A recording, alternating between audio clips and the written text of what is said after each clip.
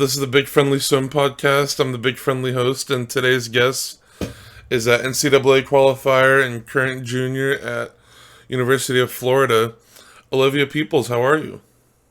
Hi, I'm good. How are you doing? I'm doing good, thanks.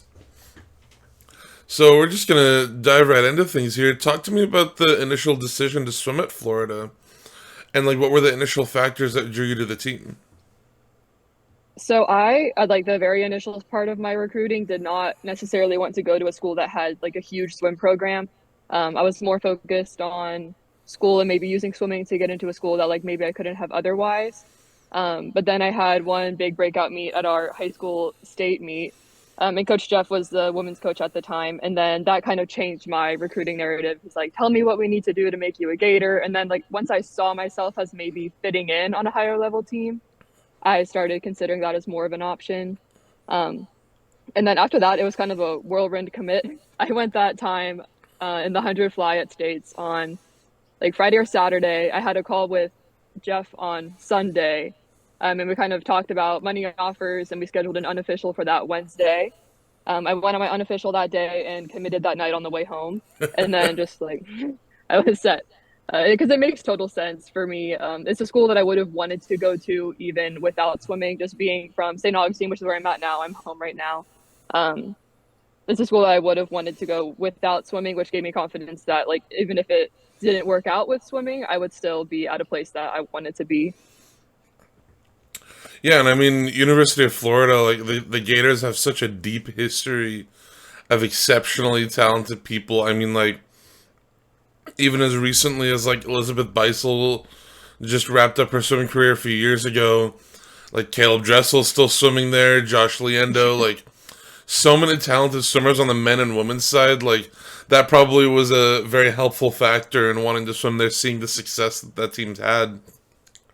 Yeah, it was intimidating though for sure. I had imposter syndrome absolutely freshman year. I'm like, oh my gosh, like this is such a program. And then when Nesty became the head coach of both groups, I was like, this is not what I signed up for.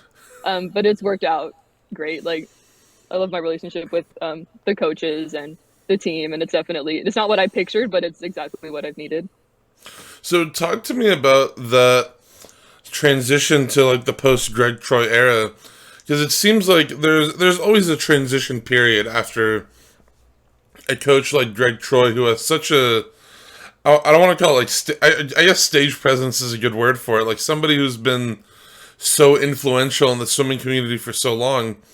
But it seems like Anthony Nesty has just kind of taken that transition in stride, and the team has continued that success that they had under Greg Troy.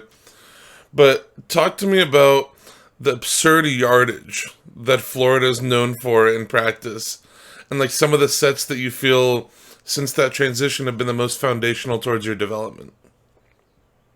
So I was not a yardage grinder in age group.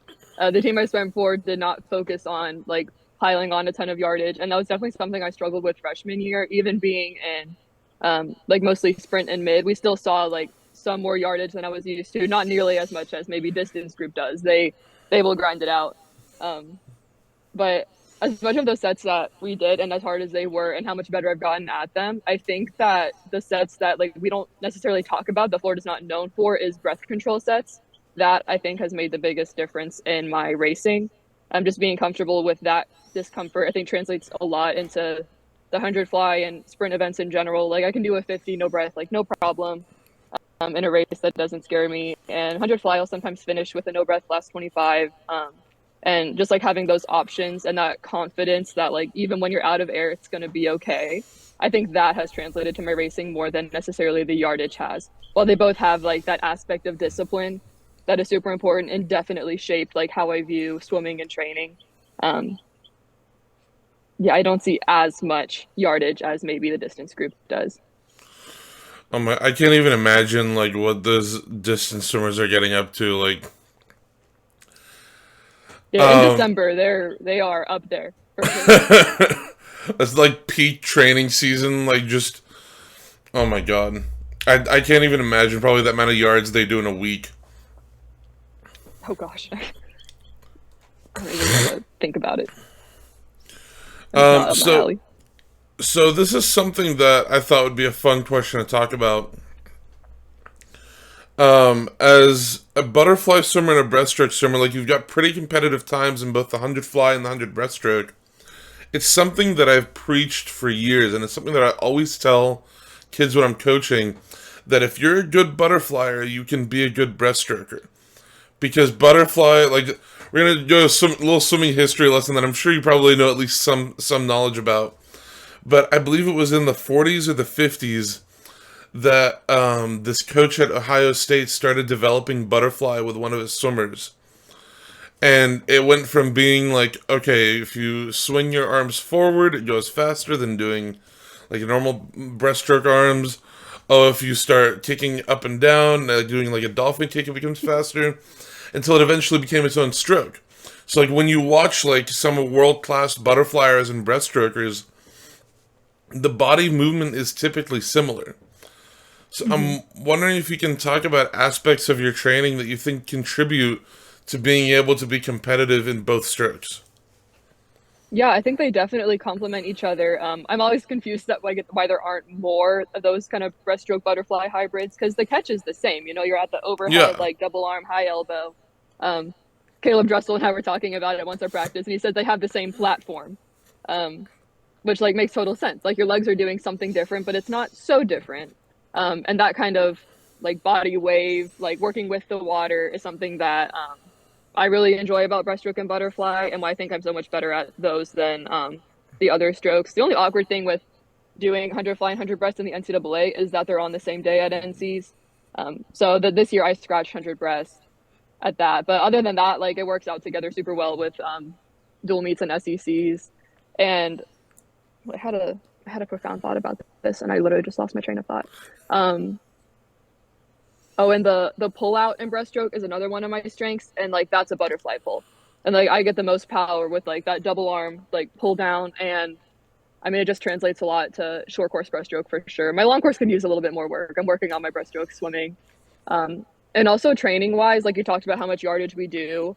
If I was doing all of that yardage, butterfly and freestyle, my shoulders would just like give out on me. Like I struggle with some rotator cuff issues, and some days I'll do like an aerobic breaststroke set as opposed to maybe an aerobic freestyle set because my heart rate's up there, the yardage is there, but I'm not grinding on my shoulders like I necessarily would.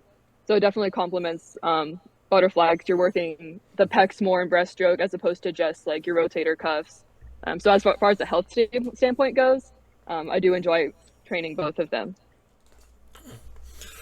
And like you're exactly right. Like I do wish there was more butterflyers and breaststrokers. I feel like we don't really see a lot of people try to train both. Um, this was something that really wanted to talk to you about because it made me smile when I watched this happen at NCAA's. I am a big lover of the 50 butterfly. Like I'm a distance swimmer. Like I swim the mile, the 400 IM. I swim the crazy events. But if the 50 butterfly was an individual event that I could compete in regularly, I would drop everything and just be a 50 butterfly. I know, what a fun event. Walk me through that conversation with your coaches because it is such a fun event of heading into that 200 free relay at NCAA's. What was behind the decision to swim butterfly on a 50 freestyle instead of like the traditional front crawl? So I obviously wasn't the first choice for the freestyle relays. I was the backup when one of my teammates got hurt. So at SECs, I did do freestyle and like did okay. I went slower than I went on the medley leg of the or the fly leg of the medley relay, and that was kind of like, man, that's interesting. Surely that won't happen again. But then just thinking about it, that week leading up to NCAA's, I kind of mentioned almost as a joke to Kristen and Annie, and was like, what if I did fly with a flip turn? Like, I think that's legal because it's freestyle, yeah. And they're like, well, yeah, I guess it is. And then we start thinking about it, and we're like, that would be really fast. I'm like, yeah. So we kind of again jokingly was playing around with like doing a fly flip turn, like in sets and some race sets, and putting a suit on after doing some other like race pace broken swims just to see what I could go with a swing and a butterfly swim and a flip turn. And it was faster than I'd been freestyle all year. And so we like were kind of toying with it. We were pretty certain that it would be faster. It was just a matter of how much, and if I had the absolute perfect 50 freestyle race, it would probably be faster. But my freestyle and like my race details aren't there, and I'm not as consistent as I am in the 50 fly. Because I really nailed my numbers for 50 and 100 butterfly this year, and I'm like very consistent. Um, and that's just not there with freestyle. As ironic as it is, I've been training freestyle to have like a great 50 free, 50 front crawl, if you will. And I don't know, it just wasn't there as much as we expected it to be at this point. So Nesty was excited to do something different. I was nervous about maybe the attention that we would get because, like, as certain as I was that I would go faster than my SEC freestyle split, I was a little nervous to like do something kind of weird and different. Um, but it did work. We honestly expected it to be a little faster. I was not expecting the waves to get me as much as they did, being in a pool of freestylers. You can see in the video on the way back, like my arm gets caught a little bit, so that was a little bit of an adjustment. So if we keep it, if we don't, that'll be something to consider in the future. Um, but yeah, we went back and forth between like do freestyle, do butterfly. And then that morning, Nesty's like, by lunch, we need to make a decision. I'm like, okay, like I think I'm gonna do freestyle. And he looks at me and he's like, like, what do you think, Coach Nesty? And he's like, I think we should do butterfly. I'm like, Nesty says jump, I say how high. So that was kind of the vote of confidence I needed to do it. And it did work out. It worked out well enough. And it was a fun experiment. Maybe we keep it, maybe we don't. There was a period of about like a year and a half, 2 years, where every individual 50 freestyle that I did, I swam at butterfly, like short course or long course. Because I just didn't like doing like front crawl. I liked doing the 50 butterfly, and it drove my coaches crazy. But I every single time would go just about what I'd be always going in my 50 freestyle. So they Yeah, couldn't my really long do course 50 anything flies about it. faster than my long course 50 free. Anyway, like the swimming is faster. I pull more weight on the buckets. Like it's just much more natural to me than freestyle is. I don't know, maybe I can do that in an individual 50 free. I just forget freestyle entirely. I think it might be that like I've trained distance free so much, but my short course and my long course 50 fly are about like half a second to 7/10 faster than my 50 freestyle. It's probably just because I've trained distance freestyle so much that Yeah. like I don't have that like sprint twitch, but it was always so funny to me and like so funny to see my coach's reaction to me doing stuff like that because I didn't get their permission. I would just do it. That's funny. Yeah, So you definitely need to have like a sprint version of freestyle. yeah, oh yeah, I'm trying to get there. I don't swing my arms fast enough. It's kind of a tempo thing. Butterfly, I can at least have like a slower tempo and go fast. Freestyle, I just like can't swing my arms like that right now. I'll get there. what when I'm like in the middle of like a heavy session of like weight training, like in a period in a season, I can sprint decently well. But it's like my base has always been like distance freestyle, which is very unfortunate. So, talk to me about being named team captain this year at SECs and like how that position for you has given you opportunity to be a positive role model for the team and how it shaped your experience compared to, let's say, like your freshman year on the team. I mean, it's been a huge honor. Towards the end of the summer, the coaches called me up and were like, "We want you to be the captain," and I was thrilled. And it's an especially big honor because this year we had 25 freshmen come in, 12 girls and 13 boys, which is like the biggest freshman class, like maybe that we've ever had.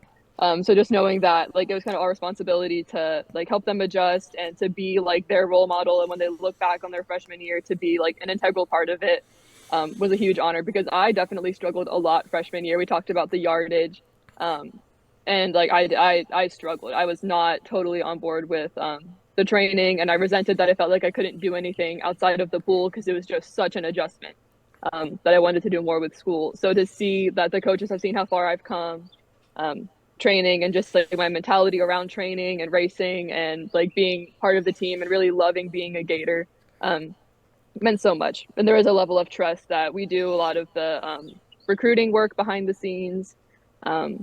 and just leading the team and like kind of that locker room um, community, that we've formed. Um, it's definitely been a big honor and it's so humbling to see like how far I've come from being that freshman that everyone's like, yeah, she's gonna quit, she's not gonna last, um, to being the captain that everyone sees and like a face for the Gators has really been humbling, I think. And I think it probably only added to that experience for you when at SECs you walked away with your first career title. Tell me about like that, those feelings and those emotions, being a leader on the team now, and being able to perform and probably inspire some of those freshmen that you talked about. I mean, I looked up to like that upperclassmen generation when I was a freshman so much. That being like Talia Bates is a good example. She's at Miami this year, but kind of seeing myself in the light of like being that, such an established member of the team, and like scoring so many points for the team and being like really helpful and like the go-to on relays, like just seeing how far um, that's come because I couldn't picture that for myself at that point. And it took me like that first SECs and NCAA's freshman year to see um, kind of where the program could take me. And the SEC victory is something that Nesty had expected freshman year. After our first dual meet, he said, Olivia, that you could win SECs, like you could go to international team, like it'll take a lot of work and like your body does struggle with the yardage in the program, but like stick with it and like see the trainers a lot. Like if you stay the course with this, like you will win things. And I'm like, man, sure, like whatever you say. But like you got to believe him because he's been around the block a time or two. He knows what he's talking about, and so that definitely drove me in those times of like maybe thinking about quitting or like just struggling with a practice that like Nesty thinks that if I do things the right way here, that like it can be something super fruitful. So that's also a testament to Nesty's coaching and like being able to see potential somewhere where maybe other people don't. It just meant a lot, and the win meant that everything that we've been working towards has really culminated to something that like I can hang my hat on. Because every year I made little drops in my time and like I got faster every year. And even at my dual meets, like those have always been good, always raced well under the Gators. But we were always expecting some kind of breakthrough, which I think has finally happened this year. It's just taken like 3 cycles of training to like put all the pieces together. Sorry, I was just clearing my throat and I didn't want it to absolutely ruin your eardrums. You're good. You're good. Something fun that I thought about while you were talking about like that belief that Anthony Nesty had in you, it probably also helped that like he was an Olympic gold medalist in one of your signature events like way back in the day. But I mean, I think it's a testament to the strength of the Florida program because if I'm not mistaken, he was an assistant coach before Greg Troy like retired from coaching. Um, so I've always found it like a positive when coaches who are assistant coaches get hired on as the head coach when someone Yeah. retires, because I think it just builds the strength of the team, and it sort of keeps those I guess contingencies in place where like everybody still knows the person, they're just taking on a new role and new responsibilities. Hmm. So tell me about the SEC Community Service Team's appointment that happened to you and like how you balance the crazy amount of volunteer hours you've been doing and academics and being a D1 athlete. I mean, the key to finding a balance is being willing to put yourself out there and maybe challenge your schedule to do more. I am a pre-med major, and like to kind of round out that medical school application, I knew I needed to be more involved, and that's honestly been such a blessing. I work, or like I volunteer at a doctor's office that I work with Nina Kucherun, who was a fifth year last year. She was our breaststroker on the relay, and she's also been applying to medical school. And so we started doing that together, and it's been a blast being able to have like an outlet outside of school and swimming, and getting to know so many more people, and just really feel like I've developed beyond just school and academics, has been huge. And I do think it's complemented my swimming a lot because that feeling that like I guess sometimes it's easy to feel trapped in a sport that like, oh, I can't do this and that because like I have to be ready for practice. But I mean, the reality for me was that if I wasn't spending my day like dwelling about practice, like I was a lot more happy and like could really focus up at practice and kind of be grateful for the time that I can spend in the pool when I'm doing so many other things. So I do like to stay busy. There are afternoons that maybe I don't have something going on and I just like don't know what to do with myself. So I do think it's complemented that a lot. Sometimes the scheduling is hard and it can be physically a lot to just get from place to place. But the coaches have been super accommodating to that. They trust me that when I text them like, hey, like a patient appointment went late, like I'm on my way, but I'm gonna be late. They're like, no worries, like we got you. Really helped me grow my relationship with the coaches and that level of trust there as well. But I do encourage high schoolers and college students that like are maybe freshmen right now to definitely try to see everything that the college has to offer. There are so many benefits and perks to being an athlete that normal students don't get. And that's something that I think more of us should capitalize on. Swimming is especially hard just because that schedule is, like twice a day. And in between, you have to like eat. And if you're a napper, like you got to take a nap. And just there's a lot going on scheduling wise. But if you can squeeze it in, I would totally recommend doing that because swimming's not going to last forever. And we need something to hang our hat on even when we're done swimming. And that's something that universities, I think, are doing a great job of providing. I think you hit the nail right on the head. Like, swimming doesn't last forever, and having those plans in place for once your time is done in the sport, I think at least will make the transition a lot smoother. And it'll, like, there's definitely stories of people who've retired or finished out their swimming career and had trouble with that transition because they didn't have those plans in place. And it sounds like you've got a great path ahead of you and you're doing a lot of great things and you're doing stuff that's helping people. And your coaches definitely see that, and they definitely see like that you're building that trust with them. That when you text them like, "Hey, I'm running a little bit late," they know that you've been somewhere important and you're doing good things. Yeah. Olivia, thank you so much for sitting down with me. That's everything I've got for you.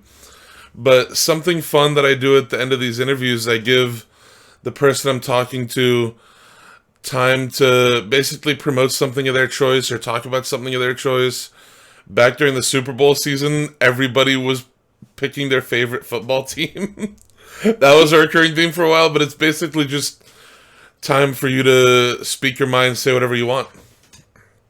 Ooh. What do I want to speak about? I probably would have talked about like having a balance as an athlete, but we talked about that. Had a brainstorm.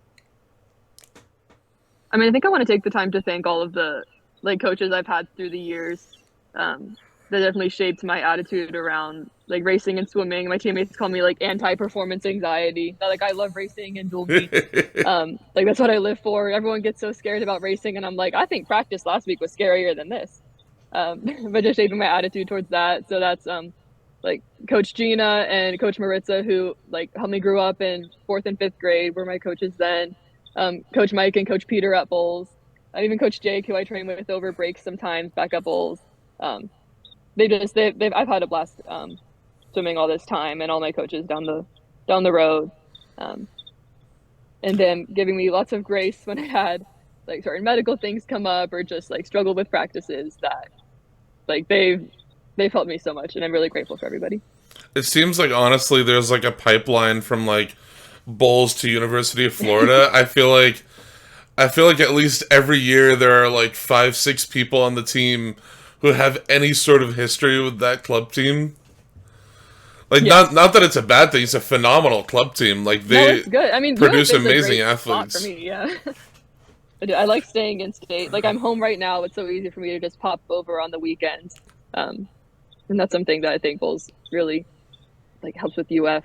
And also that relationship with Greg Troy has been there for a time. And like with Caleb Dressel, yeah, that pipeline is long and strong for sure.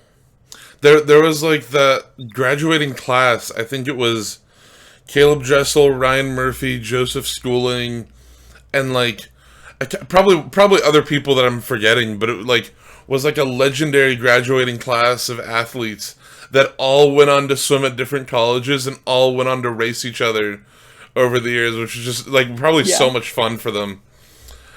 All Even right, well, Nesty went to Bulls. he did.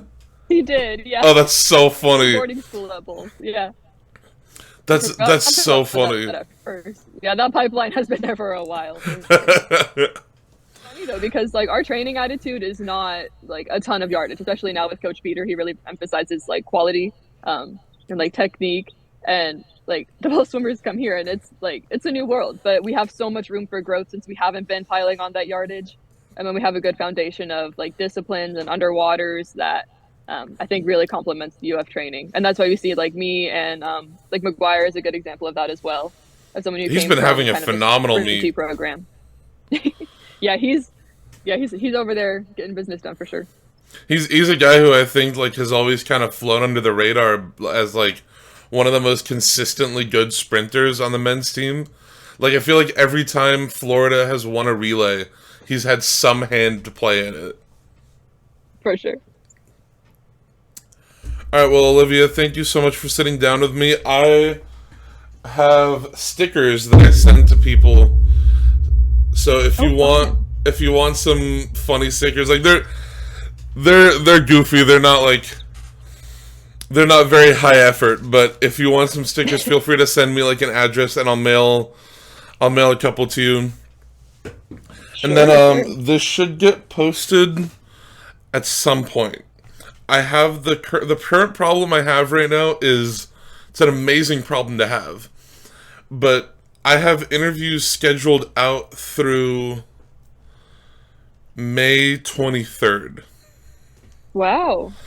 I've been very lucky, and it's been like amazing the amount of people that have sat down to talk. Like this I week know, and it's so fun that alone. swimming's becoming such a bigger sport to talk about. Oh yeah, like everybody that I've reached out to has been like, yeah, I'll sit down and talk about swimming. Why not?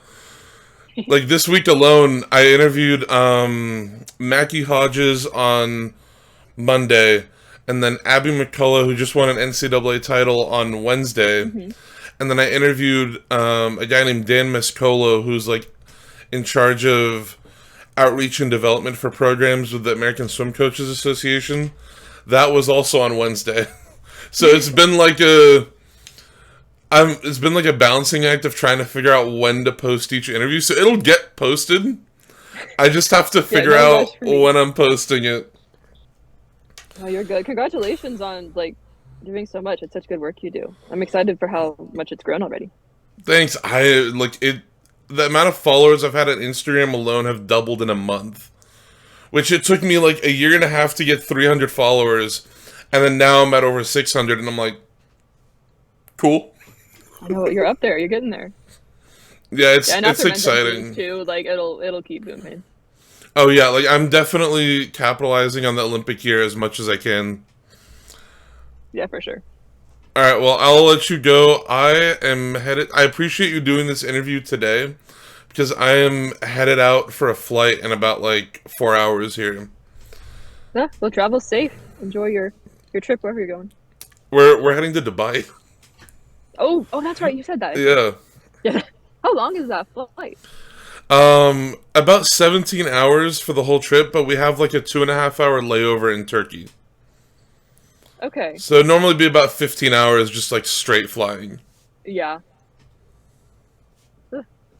I know a cat who like is that freestar that had the injury. She's from Russia and she's one of my roommates, and she would talk about her like connecting flights to Russia every now and again that she would go back That's, to, and she would connect in Turkey. I actually interviewed her last year.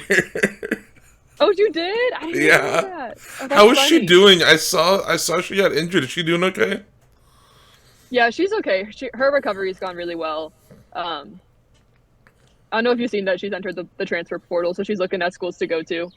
She wants Yeah. a sprint to your program mostly, and maybe a different school because she doesn't ultimately want to settle down in Gainesville per se. She's Yeah. trying to get to like other spots in the U.S. to kind of put her roots down. Well, that's exciting. I hope things go well for her. Yeah, so far it has. It's looking good. All right. Well, I'll you miss her have though. She's also one of my roommates. Yeah, I mean, I imagine you guys probably built up a good friendship over the years, and one of the main things she talked about with me was how much she's made friends at University of Florida, and like how much she's grateful for the friends she's made. Yeah, it's such a good group that we have. Like we hardly have any like drama of any sort. Like girls swim teams can be a little catty, but I don't think we have much of that at all.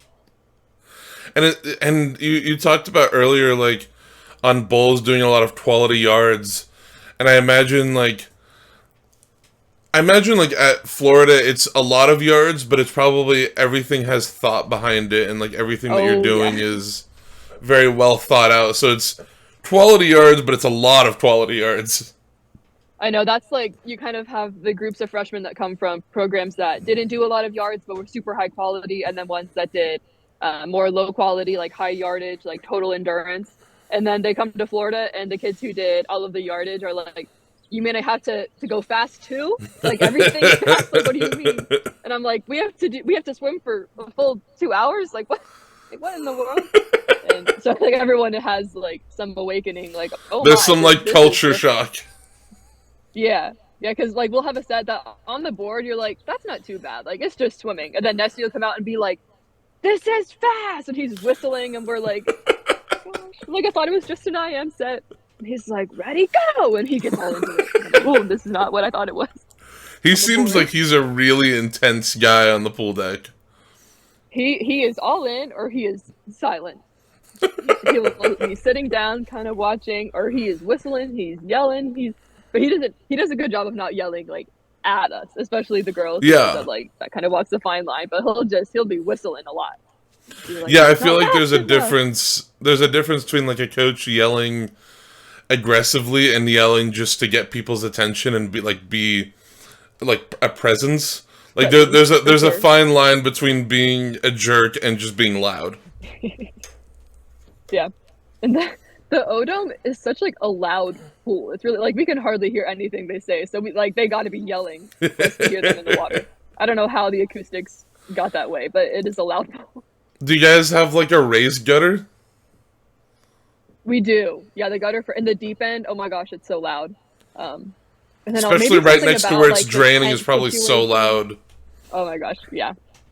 Yeah, the start side of like the deep end is like you can't hear anything. You got to swim out to like halfway to be like, yeah, You're like, what was that? Say it again. yeah, sorry. And then like Coach Jack has a Scottish accent, so like when he says 15 and 50, it sounds exactly the same, and we're like, what? And yeah, He was a former Florida swimmer too, right? yes, yeah, and From he's definitely our like sprint guy right now, and he's done such a good job with that. I'm so excited to see like how it goes. I think he ultimately wants to be like the next Nesty. How Nesty like swam for Florida and then started coaching with Florida and has just stayed the course like Gator through and through. I think Jack is the same way, and I hope that he has like such a good future in swimming. I like he's trust him so much.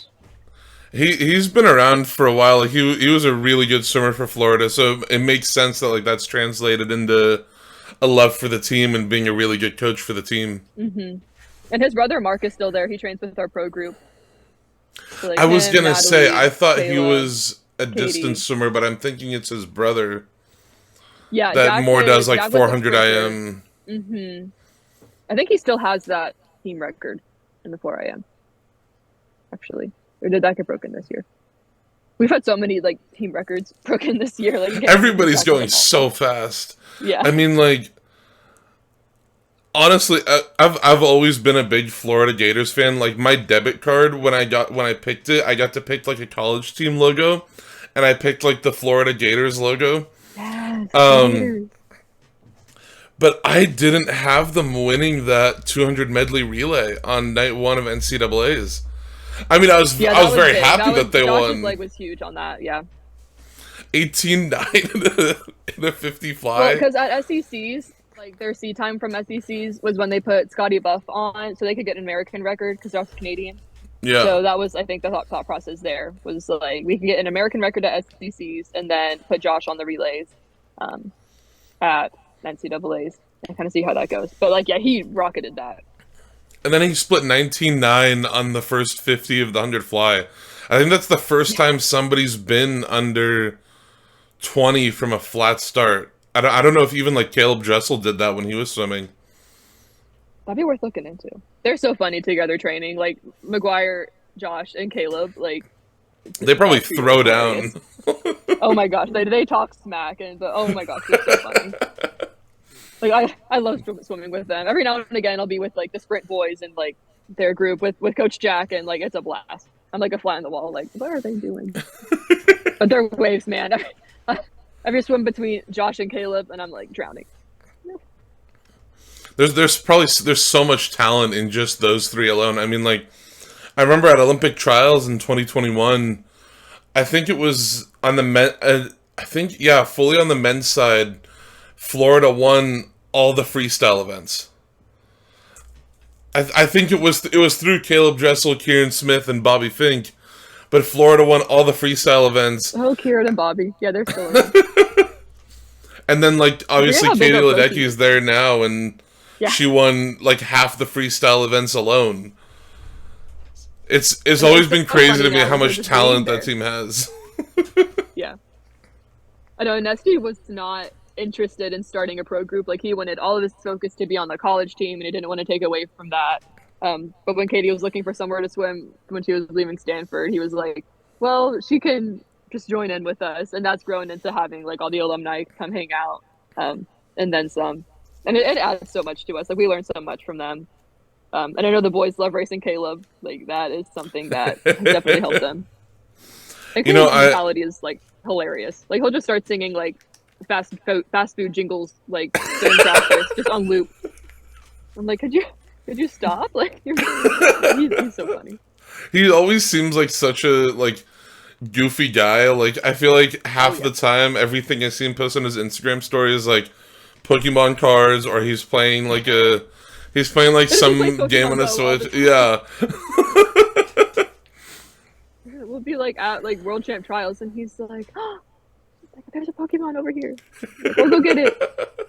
He'll like walk into the hotel with his towel around his waist, and like, you stole the hotel towel, and you're gonna walk right back into it wearing it. Like, At least he's okay. bringing it back. Yeah, at least you brought it back.